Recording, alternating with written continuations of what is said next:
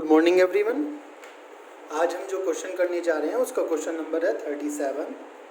आइए पढ़ते हैं क्वेश्चन में क्या कहा गया है। क्वेश्चन में बोला है PQR पार्टनर्स हैं, रेशियो है उनका 1:3:2। Following was there balance sheet as 31 March 2018।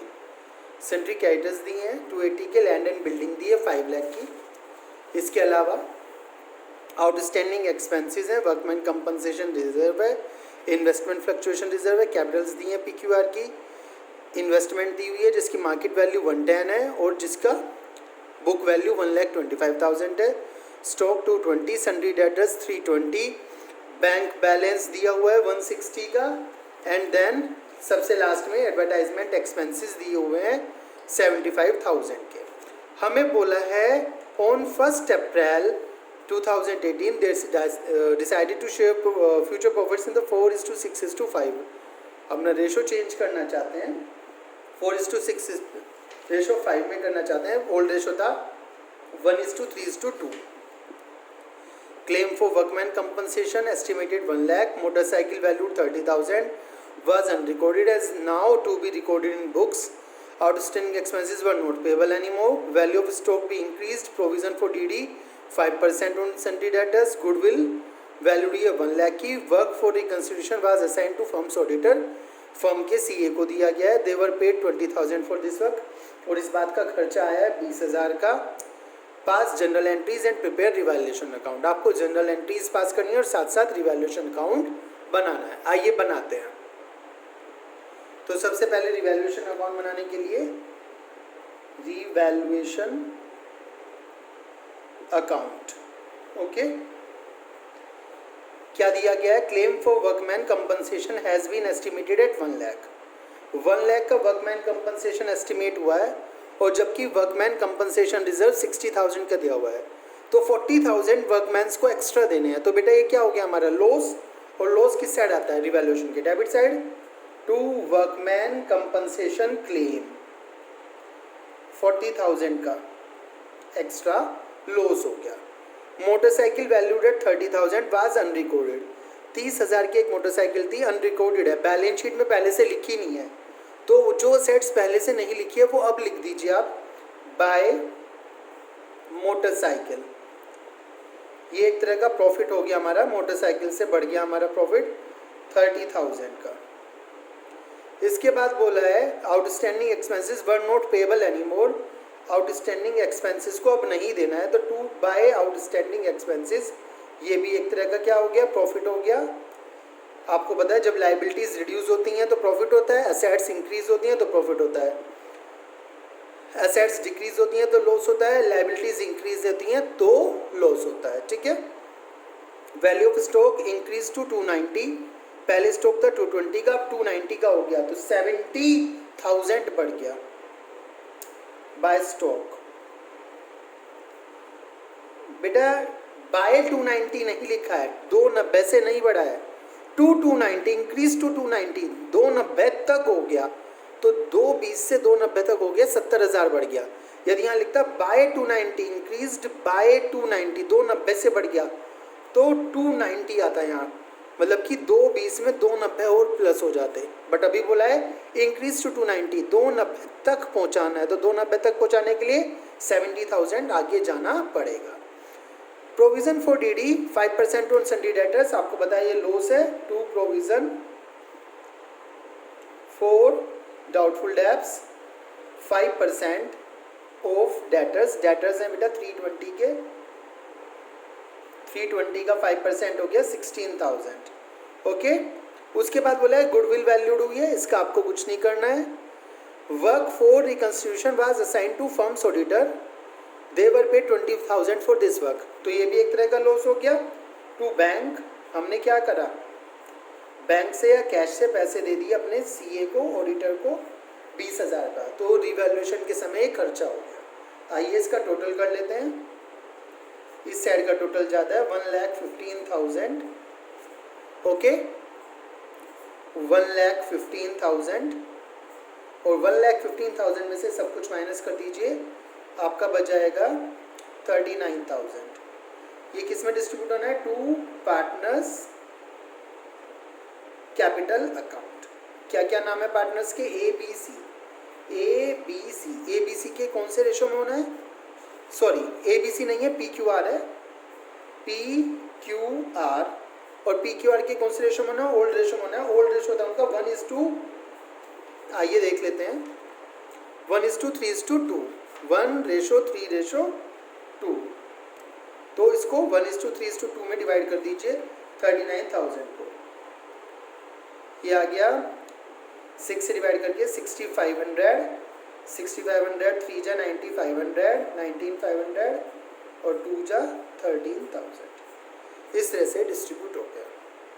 इस तरह से आपका रिवैल्यूएशन अकाउंट बन गया।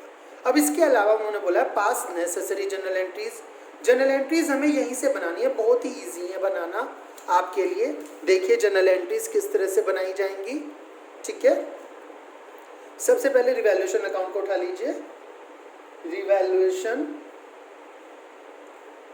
Account debit to workman compensation claim account to provision for doubtful debts account. कैसे हो रही है? रिवैल्यूएशन का डेबिट है तो रिवैल्यूएशन का डेबिट वाली चीजें लिख दी। ठीक है, टू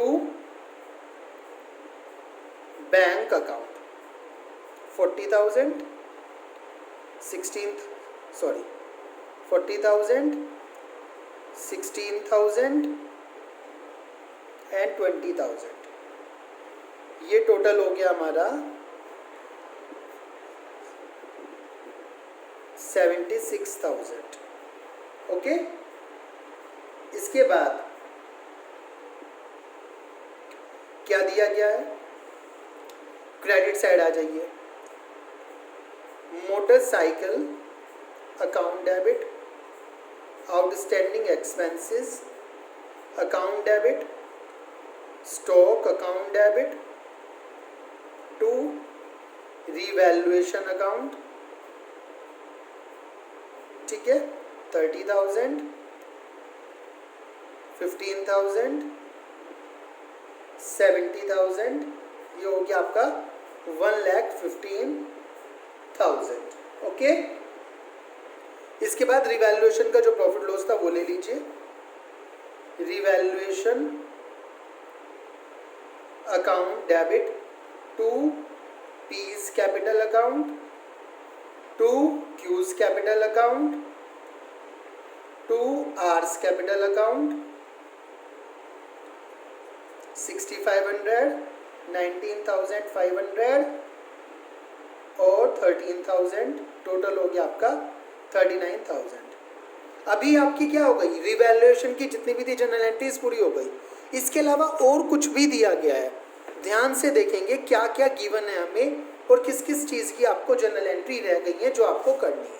तो देखिए, सबसे पहले अपनी लाइबिलिटीज़ को पूरा करते हुए आते हैं। लाइबिलिटी साइड में एक तो क्रेडिटर्स दिए थे, क्रेडिटर्स का कुछ नहीं होगा, बैलेंस शीट में ही आएंगे। इसके बाद आउटस्टैंडिंग एक्सपेंसेस की एंट्री हो चुकी है यहाँ पे। Workman compensation reserve, workman compensation reserve की 40,000 की ये वाली एंट्री हुई है। बाकी अभी इसमें 60,000 की एंट्री बचती है। कौन सी बचती है? वो एंट्री कैसे होगी? बड़ी आसान है, आपको याद होनी चाहिए। Workman compensation reserve account debit, आपको याद है आप करते थे workman compensation reserve account debit revaluation account debit to workman compensation claim account. Workman compensation reserve था 60,000 का, 40,000 का आप यहाँ पे ऑलरेडी ले चुके हैं, तो मैं ये 40,000 वाली एंट्री काट रहा हूँ, ये दोबारा से करने की आवश्यकता नहीं है। और बाकी के 60,000 यहाँ पर आ गए। 40 ये हो गए, 60 हो गए, टोटल कितना हो गया आपका? 1 लाख हो गया। फिर इसके बाद आपको क्या करना था? इन्वेस्टमेंट फ्लक्चुएशन रिजर्व की एंट्री देखनी थी। इन्वेस्टमेंट फ्लक्चुएशन रिजर्व दिया है 45,000 का। 1,25,000 की इन्वेस्टमेंट्स है, 110 की मार्केट वैल्यू रह गई, तो लॉस कितने का हो गया? 125 माइनस 110, 15,000 का। इन्वेस्टमेंट फ्लक्चुएशन रिजर्व 45 का। तो आइए इसकी एंट्री कर लेते हैं। एंट्री कैसे होगी आप अच्छी तरह जानते हैं सभी। लिखेंगे investment fluctuation reserve account debit to investment account, investment में लॉस 125 माइनस 1,10,000, ओके। और बाकी जो प्रॉफिट बचेगा to P's capital account, to Q's capital account, to R's capital account. कितने का इन्वेस्टमेंट फ्लक्चुएशन रिजर्व बनाया हमने यहाँ पे? 45,000 का इन्वेस्टमेंट फ्लक्चुएशन रिजर्व बनाया है। 45 में से लॉस कितने का आया? 15 का आया है। बचे कितने हैं? 30,000। 30,000 को किस रेशो में बांटेंगे? इनके ओल्ड रेशो में। ओल्ड रेशो कितना है? 1:3:2 में। तो 1:3:2 में डिस्ट्रीब्यूट कर दीजिए 5, 15 और 10,000। IFR बांटने के बाद आपको क्या करना है? देखिए जरा, एडवर्टाइजमेंट सस्पेंस यहाँ पे दिया हुआ है, तो इस एडवर्टाइजमेंट सस्पेंस को भी आप क्या कर देंगे? डिस्ट्रीब्यूट कर देंगे। और ये एक तरह का क्या है? लॉस है। देखिए, बैंक बैलेंस शीट में आएगा, सन्डी डेटर्स बैलेंस शीट में आएगी, स्टॉक, इन्वेस्टमेंट और बिल्डिंग, लैंड बिल्डिंग भी बैलेंस शीट में आएंगे, ठीक है। एडवर्टाइजमेंट सस्पेंस एक तरह का लॉस है, और प्रॉफिट और लॉस को क्या करते हैं हम? ओल्ड रेशो में, ओल्ड पार्टनर्स में डिस्ट्रीब्यूट कर देते हैं। अभी ये लॉस है, तो इसकी एंट्री क्या होगी? P's capital account debit, Q's capital account debit, R's capital account debit, to advertisement suspense account. यदि बेटा ये प्रॉफिट होता तो आप क्या करते? Advertisement suspense to P Q R, मतलब कि प्रॉफिट लॉस होता तो इस साइड लिखा होता लायबिलिटी साइड, और आप क्या करते? लायबिलिटी साइड लिखा होता तो सबको पता है आपको, profit and loss account debit to P's capital, to Q's capital, to R's capital. But ये लॉस है तो इस तरह से डिस्ट्रीब्यूट हो जाएगा। इनका ओल्ड रेशो कितना है? 1:3:2 कर दीजिए।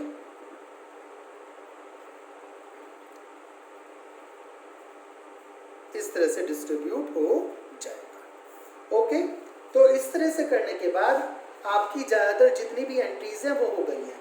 अब एक लास्ट एंट्री रहती है, यदि आप यहाँ पर गुडविल पे आए तो ये वाली एंट्री रह गई है, गुडविल वैल्यूड हुई है 1 लाख के लिए। और गुडविल की एंट्री कैसे होगी बेटा? जो गुडविल की एंट्री होगी वो गेनिंग सेक्रीफाइसिंग रेशो में होती है, आपको अच्छी तरह पता है हमेशा। तो गेनिंग सेक्रीफाइसिंग के लिए PQR का ओल्ड रेशो ले लीजिए। PQR का ओल्ड रेशो कितना है? 1:3:2, और उनका न्यू रेशो ले लीजिए। न्यू रेशो कितना है? 4:6:5। और इसको सेक्रीफाइसिंग रेशो का फॉर्मूला मैं यहाँ पे लगा रहा हूँ, 1/6 माइनस 4/15, 3/6 माइनस 6/15, 2/6 माइनस 5/15, ठीक है। ये वाला रेशो निकाल के आप कैलकुलेट कर लीजिए।